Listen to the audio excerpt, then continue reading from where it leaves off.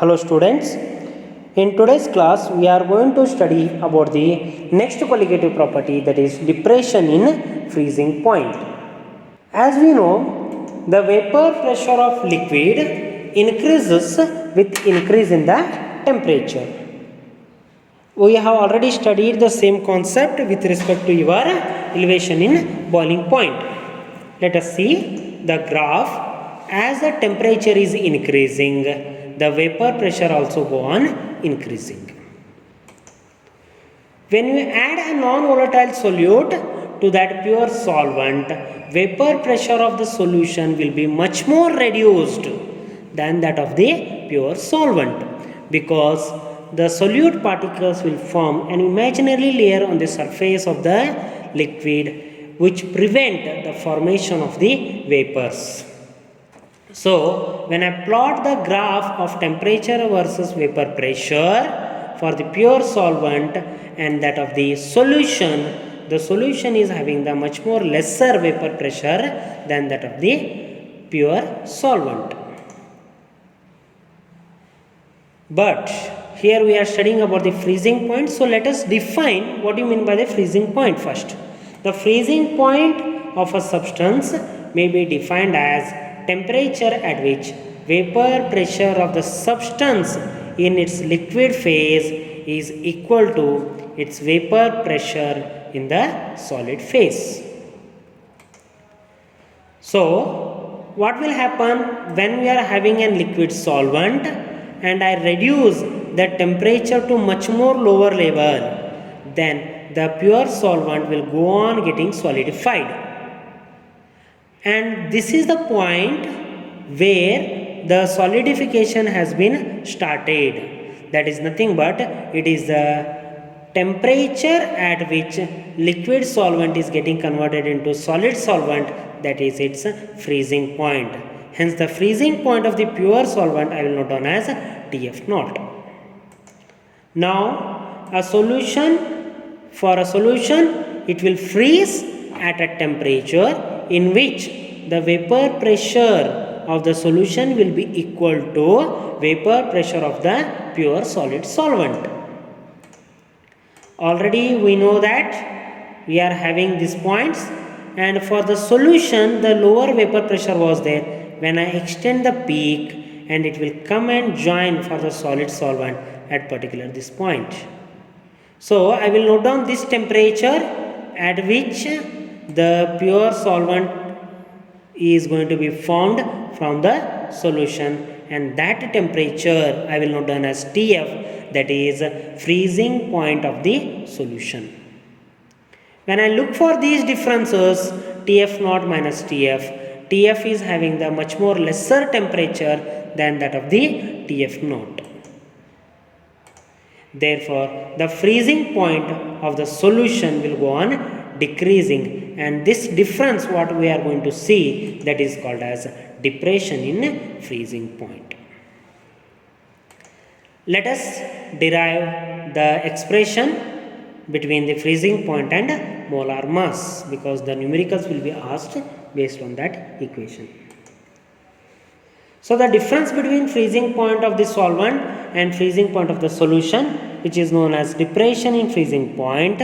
So let me take two parameters, TF naught, which is a freezing point of pure solvent, and TF is the freezing point of the solution. So the difference between them is delta TF, which is directly proportional to the molar concentration, that is M, small m, what we will call as that is molar concentration, or I can say that molality. In other terms, I can write as delta TF is equal to Kf into M, where M is the molality of the solution and Kf is known as cryoscopic constant, or it is also called as freezing point depression constant or molar depression constant. The unit for the Kf is as usual that of the Kb, that is Kelvin kg per mole. If I take W2 gram of the solute, which is having the molar mass of M2, is dissolved in W1 gram of the solvent, then molality M is given by the equation M is equal to W2 divided by M2 whole divided by W1 divided by 1000, or I can write as 1000 into W2 divided by M2 into W1. Substitute this value of M in the previous equation, that is delta TF is equal to KF into M. Then delta TF is equal to KF into 1000 into W2 whole divided by M2 into W1. On rearranging, I will get M2 is equal to KF into 1000 into W2 divided by delta TF into W1. Very important equations to with respect to your both competitive as well as theory point of view. The next concept is osmosis. What do you mean by the diffusion? Before knowing the osmosis, we should know the diffusion. What is mean by the diffusion? Let me take a beaker in which the water is present, to which I will add one drop of the ink. I will add one drop of the ink. So what will happen? This ink will get diffused in the water, and water will become the solution which is of the different color. When ink is added to water, ink will get diluted and solute is mixed with the solvent, and that is nothing but your diffusion process. On the other hand, I will keep some of the resins in the water for the overnight. When the resins are kept in the water for the overnight, what will happen?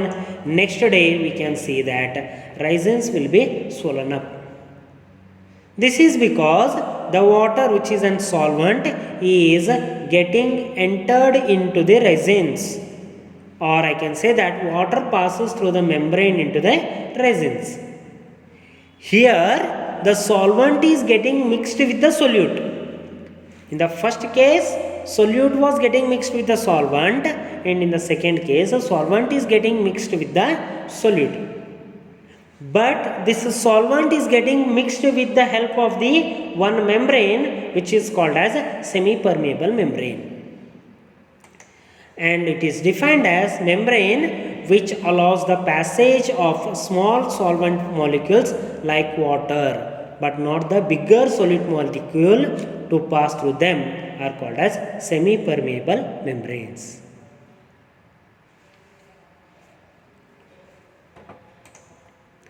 For example, the natural membranes are your vegetable membrane, or I can say that cell membrane is the one of the best example for the semi-permeable membrane.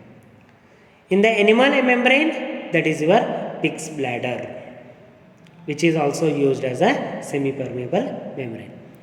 Along with that, some synthetic membranes also present. For example, cellophane is the example for synthetic semi-permeable membrane. Now, combining all these concepts, that is diffusion, then passage of the solvent molecule into the solute through the semi-permeable membranes, we can define one more term that is called as osmosis. The process of a flow of solvent molecules from pure solvent to solution through a semi-permeable membrane is called as the osmosis. For example, I will take an container which is having the two parts, in which one part is having the smaller quantity of the sugar, that is low concentration of sugar solution, and one more is high concentration of sugar solution, which both of them are separated by a membrane which is semi-permeable membrane. During the osmosis, the blue color dotted water molecules will go into the higher concentration. That means wherever you are having the solvent concentration more, the movement of solvent particles takes place from its higher concentration to the solution of a lower concentration. Solvent particle has to move, not like the solute particles are moving. If the solute particles are moving, then it is called as a diffusion. If the solvent particles are moving, then it is called as a osmosis. Other examples for the osmosis are, the best example for the osmosis is pickles. Before preparing the pickles, the mangoes will be kept in a salt water, and after certain time your mangoes will lose the water and they will get shriveled, and that is nothing but your pickle. The other example is wilted flowers revive when placed in the fresh waters. Next is prevention of the meat by salting protects against the bacterial functions. These are some of the best examples for your osmosis. The colligative property, let us go for that. That is your osmotic pressure.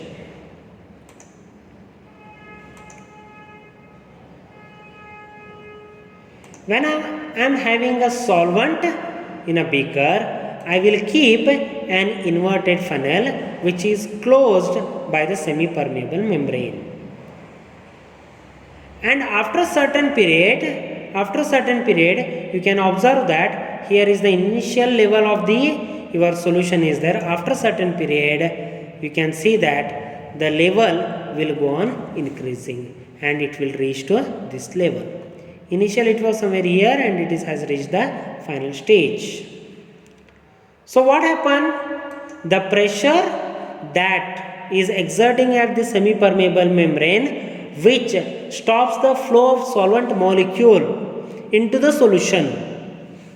Now the level is increasing, but it will not reach up to here. It will not cross because some pressure is exerted at the semi-permeable membrane, which is not allowing the solvent molecule to pass into it. That pressure which stops the flow of solvent molecule into the solution across semi-permeable membrane is called as osmotic pressure. So the definition of the osmotic pressure is given as, the osmotic pressure of a solution is the excess pressure that must be applied to a solution to prevent the osmosis. That is nothing but to stop the passage of solvent molecules through semi-permeable membrane into the solution. Let me take this example or an experimental in which one side I have filled with the solvent, on the another side I have filled with the solution, which are separated by the semi-permeable membrane. On the above, with the help of the piston, I will apply the pressure, that is atmospheric pressures. But look at this part, that is solution. Here along with the atmospheric pressure, also I am having that pi, that is your osmotic pressure, which is not allowing the solvent molecules to pass here. That means this extra pressure what I am applying, this pressure is your osmotic pressure, which is stopping the process of osmosis. So osmotic pressure is a colligative property and depends on the number of solute molecules and not on their identity. For the dilute solution, it has been found that the osmotic pressure is proportional to molarity. The first three were with respect to your molality, and this one is with respect to your molarity, and the solution at a given temperature, that is T. So pi is directly proportional to C into T, where C is your molarity, T is temperature. Now I will remove this proportionality constant. Pi is equal to CRT, where pi is the osmotic pressure, C is the concentration, and R is the gas constant. But what do you mean by the concentration? Molarity, number of moles per liter. So I can write C as N by V, where V is the volume of solution in liter and N is the number of moles of the solute. When I add this one, N value, that is, if W2 gram of the solute of the molar mass M2 is present, then N is given as given mass divided by molar mass. Hence, this equation what we are having, pi is equal to n by v into RT, get changes to pi into v is equal to W2 divided by m2 into RT. Rearranging the formula, we get m2 is equal to W2 into RT divided by pi into v. Thank you.